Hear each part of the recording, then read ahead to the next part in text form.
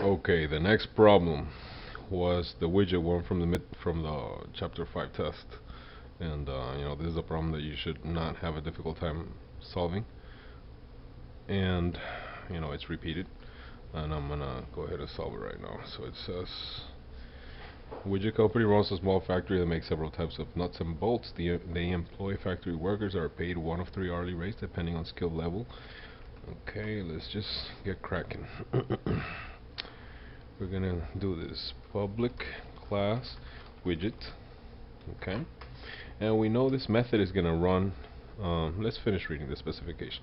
Blah blah blah. So they make one of three hourly rates, and each worker can work 40, 45, or 50 hours per week. All hours over 50, over 40. Remember, we changed that during the test. All hours over 40 are paid at double time. Write a payroll program that will calculate the gross pay for a factory worker, hours worked, and hourly pay will be entered from the keyboard. So we need a scanner to ask for hours worked and hourly pay. And the program should then display the hours worked, the hourly pay, the regular pay, and the overtime pay. Okay. What do we know this class needs to have? It's gonna run some stuff, gonna execute code. So public static void main string. It has a main method, string array arguments. Alright. And let's create a scanner. In equals new scanner system.in. Nice. And then let's just get the stuff that we need to get from the user. System.out.println. Enter, let's capitalize that. Enter hours worked. Okay, and then int hours equals in dot next int, and system dot out dot println. Now we're gonna ask for the pay. Enter hourly wage and double wage equals in dot next double. Okay. All right, and then we do if hours less than 40. Actually, if hours greater than 40. Now we're going to do some stuff down there, but let's just declare a couple of variables here. So we have we're going to have a double regular pay equals 0, and double overtime pay equals 0. Or we can do it this way. This is one way you signal Java that the thing that you input is a double, and another way to do it is this one. Okay, so if hours is greater than 40, what do we do? Overtime pay equals hours minus 40 times 2, because you paid double for overtime, times wage. Okay, and let's just handle that same case that we handled in the previous program. If hours less than 0, we do regular pay equals 0. Now we just actually we don't even have to do that because we already said it before. So if hours, all we need to do now is if hours is greater than 0,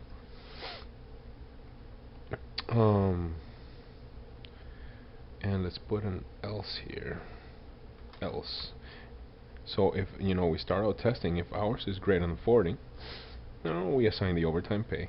Else, meaning it's not greater than 40, we test if it's greater than 0, because if it's not greater than 0, we don't want to do anything. We just want to leave it at 0, like we set it up here. We set it up here. We left it both at 0, and we want to leave it that way if they enter negative hours.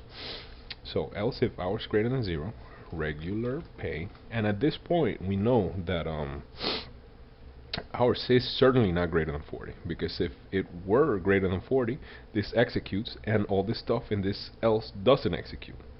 Okay? So actually I'm overcomplicating this stuff with I wouldn't even expect you to do this. So this stuff, you know, testing for the zero case is overcomplication and waste of time, so I'm gonna take it out. Regular pay equals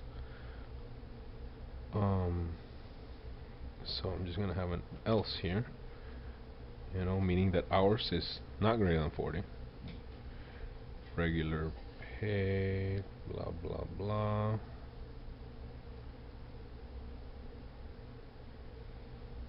Okay, let's include this. Dang, I really cannot think today for some reason. So we're just gonna handle the whole thing in this block. If ours is greater than 40, we do overtime pay is that, and regular pay is 40 times hours. And I keep trying to come up with the most elegant solution like a freaking nerd, and I end up messing up and wasting time. So if hours is greater than 40, we do that. Else we just do, you know, regular pay is hours times wage. We ain't gotta worry about any overtime.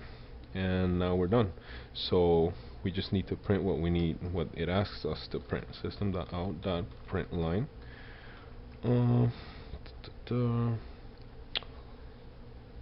hours worked, hourly pay, regular pay for 40 hours, and the overtime pay. Hours worked plus hours plus regular pay plus wage plus okay, and since Java ignores spaces, I just entered that. I mean, I inserted a new line after that plus, and then we have a comma, wage, regular pay plus regular pay. This is our variable. And finally we have comma overtime pay plus overtime time pay, and let's have a period there in the end and this semicolon. Okay, and we're gonna go to NetBeans and create our class widget.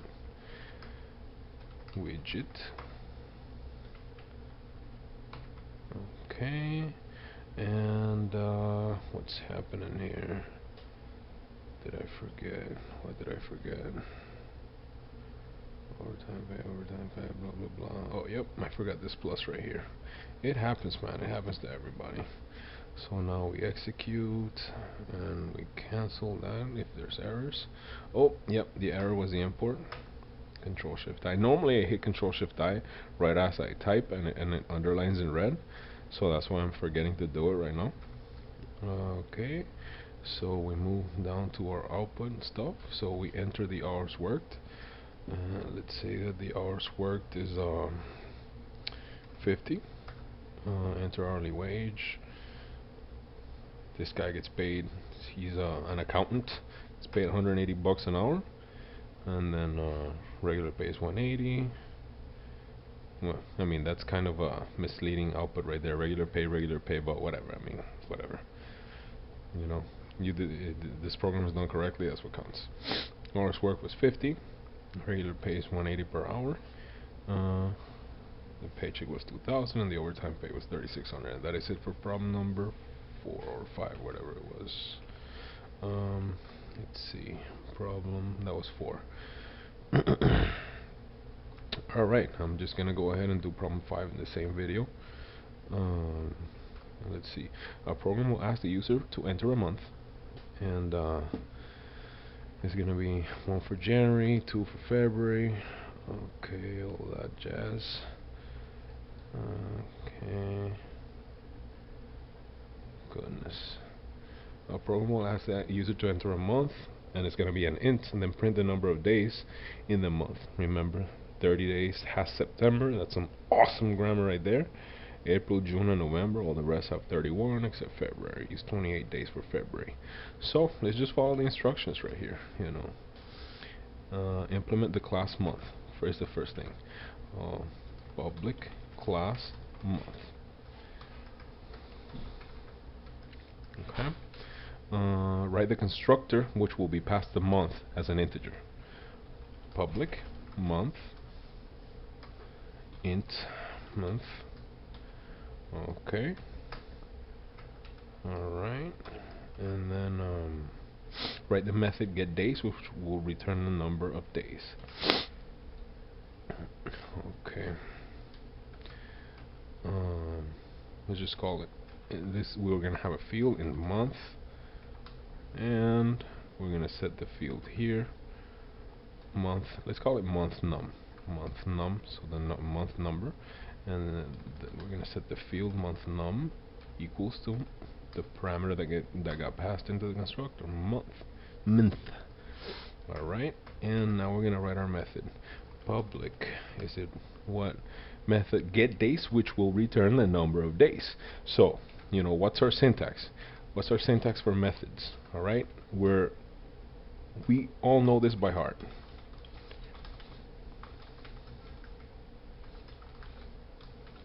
Right? So what's this? Access level, public. Static is the static modifier or not. Void, return type. Main, method name. So access level, we don't need the static for other methods. So for now, certainly not for this one. So access level, return type, name, arguments. So we already have access level. Return type. What's a return type? Int, because it wants a number of days. Name. It gives us the name. It tells us right there, get days. Get days. Arguments. It tells us right there. It has an open parenthesis and a close parenthesis. So arguments is none. Right? And that's going to be what our method's going to look like. And so what does this method need to do? Okay. So if month num equals 2, let's just do if month num equals 2, what do we do? Month num, let's call it right here, int string month name. Okay. And in the initialization of the constructor, we do month name. Okay, we just call get days in here. Okay, so the method get days is the one that's going to initialize the string month name.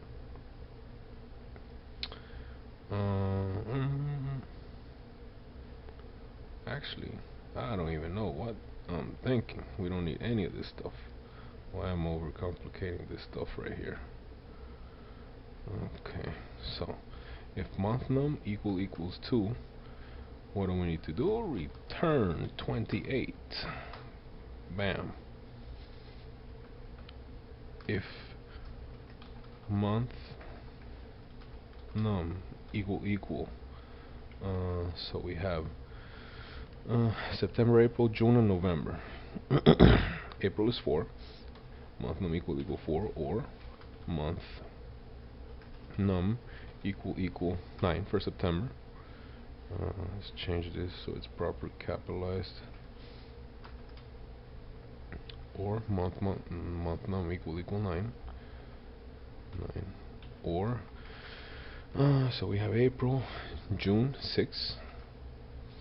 Month num equal 6. Or November was the other one. Month num equal November. If all of that, return 30. Okay. Let's handle a case here, an exceptional case here first. If month num is greater than 12, or month num is less than 1, we return 0.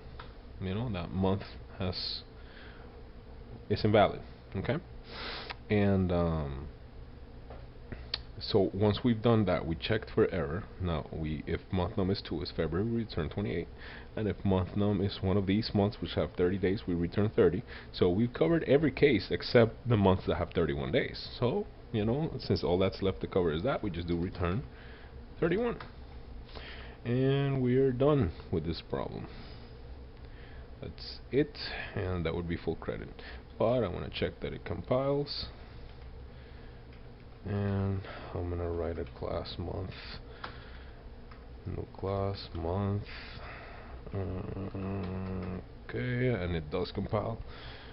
Good to go, and that is it.